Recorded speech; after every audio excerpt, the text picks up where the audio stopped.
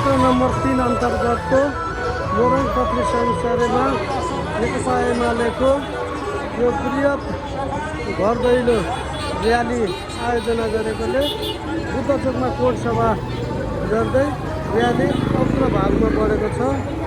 आज यो मोरङ पत्री संसारमा एमालेको लाल किल्ला रहेको यस मोरङ पत्री संसार नगरमा निकै राम्रो उल्लेखनीय सङ्ख्यामा चाहिँ एमालेको यो घर दैलो भोट माग्ने अभियान हामी यहाँ देख्न सक्छौँ। आजको र्यालीले भने नेकपा एमालेलाई केही हर्ष उल्लासका साथ अगाडि बढ्ने खालको सङ्केत पनि देखिएको छ। यो निकै ठुलो राम्रो र्याली निकालेको छ। आज हामी यहाँ देख्न सक्छौँ।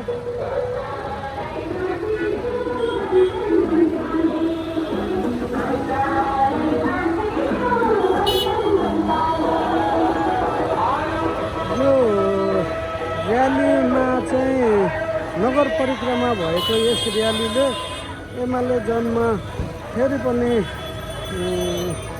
केही हर्ष उल्लास देखिएको छ। ठुलो सङ्ख्यामा गाडी सफारी बाइकमा चाहिँ एमालेका कार्यकर्ताहरू घर दैलो अभियानमा सरिक भएको हामी देख्न सक्छौँ। यो पत्री संसार बजारबाट तल्लो भेग पत्री संसार वार्ड नम्बर 5 र 6 हुँदै बुद्ध चोकसम्म आएर अब फेरि लामाटोली हुँदै हसन्त अमरदतिरको यात्रामा हामी देख्न सक्छौँ। करिब ठुलो सङ्ख्यामा सफारीहरू छन्। प्रत्येक सफारीमा 4 जना 5 जनाका दरले मान्छेहरू बसेको हामी देख्न सक्छौँ।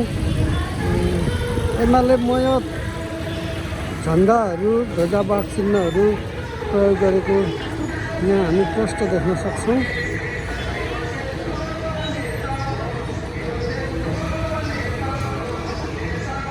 गएको चुनावमा एमालेले आफ्नो विरासत जोगाउन सकेको थिएन। यो सहभागी यो हर्ष उल्लासका साथ निक्लिएको र्यालीले अब आउने फागुन 21 गतेको चुनाव पछाडिको नतिजाले कुन परिणाम ल्याउँछ। यो क्षेत्र भनेको 2048 सालदेखि नै एमालेले लाल किल्ला जमाएर रहेको क्षेत्र हो। यहाँ 74को चुनावमा प्रदेशमा र 79को चुनावमा प्रदेश र सङ्घ दुईटै काङ्ग्रेसले आफ्नो पक्षमा पारेको थियो। अब आउने चुनावले भने के नतिजा ल्याउँछ भन्ने स्थानीय क्षेत्र नम्बर 3 भित्रकै उम्मेदवार पाएको हिसाबले पनि यसपालि एमालेले आफ्नो लाल किल्ला जोगाउने अभियानका साथ अगाडि बढिरहेको हामी देख्न सक्छौँ। यति भनिरहँदा यहाँनिर सुनिल शर्माले भारी मतले जितेको 48,000 मत ल्याएको र 25,000 हाराहारी एमाले ल्याएर पराजित भएको क्षेत्र हो यो मोरङ क्षेत्र नम्बर 3।